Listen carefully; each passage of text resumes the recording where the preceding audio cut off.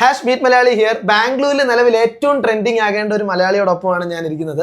കഴിഞ്ഞ 2 ആഴ്ചയ്ക്ക് മുന്നേ നമ്മുടെ സ്വന്തം ലാലേട്ടന്, അതെ മോഹൻലാലിന് താൻ സ്വന്തമായി നിർമ്മിച്ച ഒരു ഗിഫ്റ്റ് കൊടുക്കാനായിട്ട് ഇടയായി. ഹായ്, നമസ്കാരം. നമസ്കാരം. നാട്ടിലെവിടെയാണ്? പേരെങ്ങനെയാണ്? പേര് ജിലീഷ്. നാട്ടിലെവിടെയാ? കണ്ണൂർ. ഓക്കെ, ഞാൻ മാവേലിക്കരക്കാരനാണ്. ബാംഗ്ലൂരിൽ എത്ര നാളായി? ബാംഗ്ലൂരിൽ ഒരു 20 വർഷമായി. 20 വർഷം. ഓക്കെ, നിലവിൽ ലാലേട്ടൻ എന്തായിരുന്നു ഒരു ഗിഫ്റ്റ് കൊടുത്തേ? ഒരു വാച്ച് അല്ലേ? എന്തായിരുന്നു അത്? അതൊന്ന് പറയാമോ? അത് എന്താ പറയാ, ഒരു സ്വപ്നം ആയിരുന്നു. അതായത് APJ പറഞ്ഞ പോലെ നമ്മൾ ഉറങ്ങുമ്പോൾ കാണുന്ന നല്ല സ്വപ്നം, നിങ്ങൾ എന്താണോ ഉറക്കാണ്ടിരിക്കുന്നത് അതാണ് സ്വപ്നം എന്നല്ലേ പറയുന്നത്. അതേപോലത്തെ ഒരു അവസ്ഥയായിരുന്നു. ഞാനിങ്ങനെ ചുമ്മാ ഒരു സ്വപ്നം കണ്ടു. അപ്പം എന്നാ പിന്നെ ലാലേട്ടന് ഒരു വാച്ച് ഉണ്ടാക്കാന്നുള്ള കണ്ടീഷനിൽ അങ്ങനെ ഒരു പണി തുടങ്ങി. അത് തുടങ്ങുന്നത് കുറച്ച് നാൾ മുമ്പാണ്. നമ്മുടെ ബറോസ് ഒക്കെ റിലീസാകുന്ന ആ സമയത്ത്, റിലീസാകുന്നതിന് മുമ്പേ ലാലേട്ടൻ ആദ്യമായിട്ട് ഡയറക്റ്റ് ചെയ്യുന്ന ഒരു പടമാണല്ലോ. അപ്പൊ എന്നാ പിന്നെ അത് തന്നെ ആവട്ടെ എന്ന് കരുതിയിട്ട് അങ്ങനെയാണ് ഈ ഒരു സംഭവം വരുന്നത്.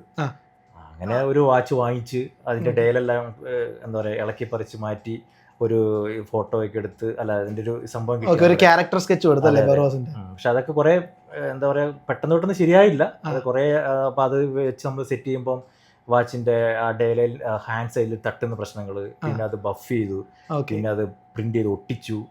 അവസാനം കൊടുക്കുന്നതിന് ഒരാഴ്ച മുമ്പാണ് അതിൽ ഒറിജിനൽ ആയിട്ടൊരു പ്രിന്റിങ് വരുന്നത്.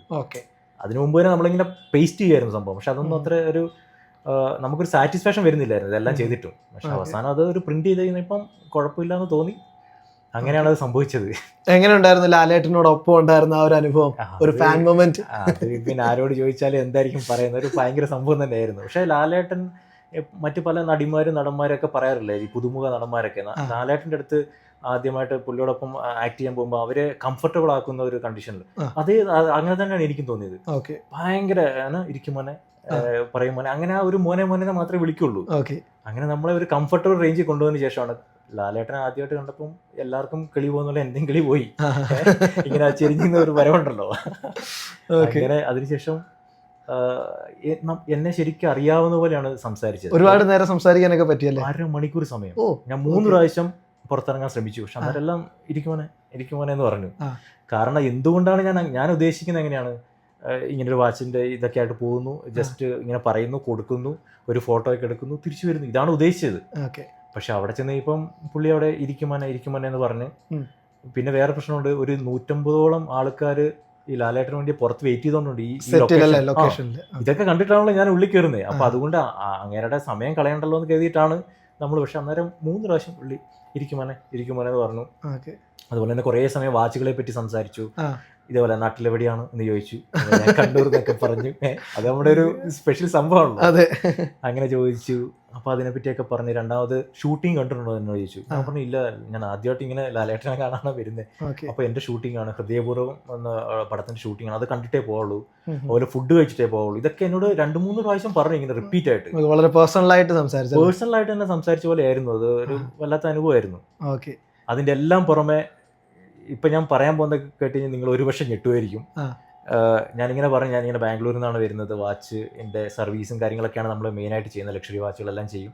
അപ്പോൾ ലാലേട്ടൻ്റെ വാച്ചുകൾക്കൊക്കെ ഇനി എന്തെങ്കിലും കംപ്ലൈന്റ് ഒക്കെ വന്നു കഴിഞ്ഞാൽ നമ്മളോട് പറയണം എന്നൊക്കെ പറഞ്ഞ് ഞാൻ എൻ്റെ വിസിറ്റിംഗ് കാർഡ് കൊടുത്തു. അപ്പോൾ അതിങ്ങനെ മടിയിൽ വെച്ച് കഴിഞ്ഞിട്ട് പുള്ളി എന്നോട് പറയാം, എൻ്റെ അടുത്തൊരു AP ഉണ്ടായിരുന്നു. അപ്പോൾ AP വാച്ച് കംപ്ലൈന്റ് വന്നപ്പോൾ ഞാൻ മദ്രാസിൽ കൊടുത്തു. മദ്രാസിൽ നിന്ന് അത് സ്വിറ്റ്സർലാൻഡിൽ അയച്ച് 2-3 മാസം കഴിഞ്ഞപ്പോൾ എനിക്ക് കിട്ടിയത്.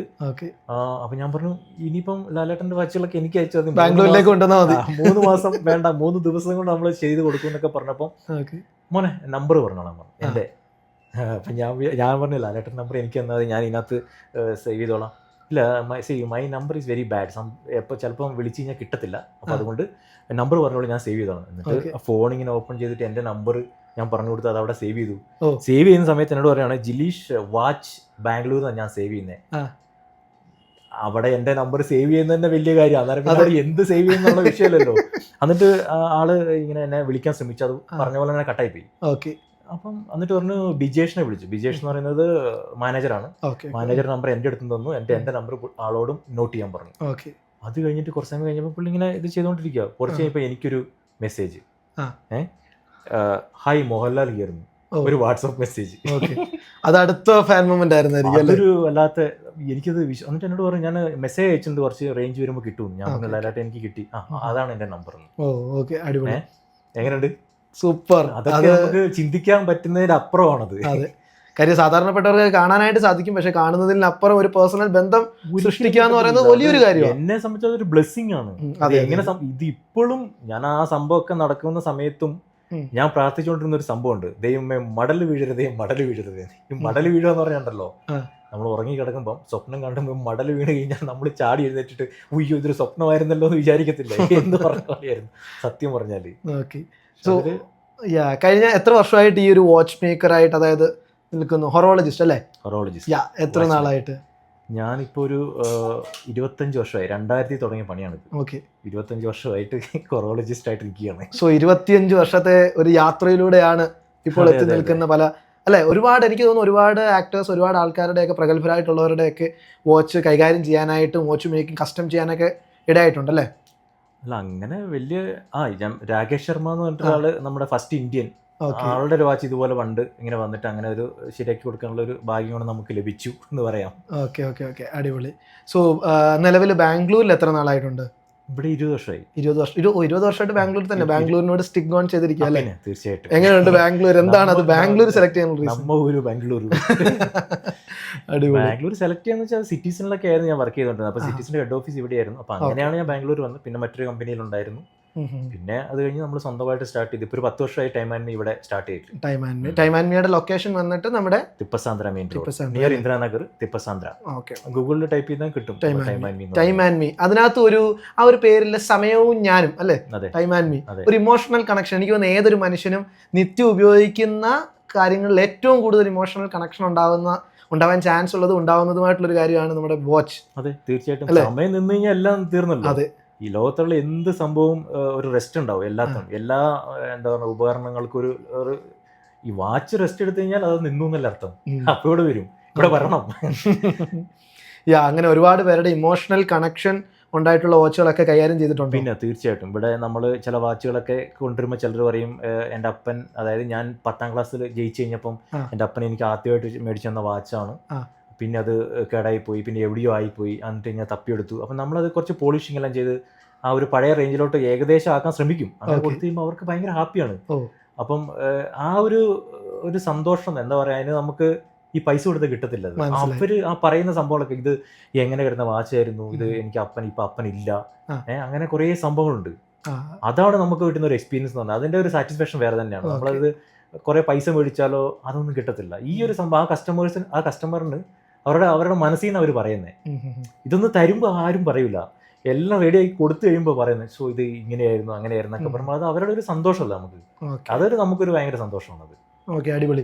സോ എനിക്ക് തോന്നുന്നു വരും ദിവസങ്ങളിലും വരുന്ന നാളുകളിലൊക്കെ നിരവധി ഇനി ആക്ടേഴ്സ് അങ്ങനെയുള്ളവരുടെയൊക്കെ ഇതുപോലെ ഇമോഷണൽ കണക്ഷനുള്ള വാച്ചുകൾ കൈകാര്യം ചെയ്യാൻ പോകുന്ന ആളാണ് എൻ്റെ ഒപ്പം ഉള്ളതെന്ന് ഞാൻ വിശ്വസിക്കുന്നു.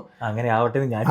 അങ്ങനെയുള്ള ഒരു വലിയൊരു സൗഭാഗ്യമേറുന്ന ഒരു വർഷങ്ങൾ വരട്ടെ ദിലേഷേട്ടാ. അപ്പം നമ്മളും കാണും ഇനിയും. നമ്മൾ ബാംഗ്ലൂരിൽ മലയാളിയായിട്ട് നിൽക്കുന്നതിൽ ഭയങ്കര അഭിമാനമുണ്ട്. ഓക്കെ, അപ്പോൾ വീണ്ടും കാണാം. Thank you so much. എന്തായാലും നമ്മളെ തേടി നാട്ടിൽ എവിടെയാണെന്ന് ചോദിച്ച് ഇവിടെ വന്നപ്പം വളരെ സന്തോഷം. Okay, thank you so much. കാണാം. ഓക്കെ, തീർച്ചയായിട്ടും. Bye bye.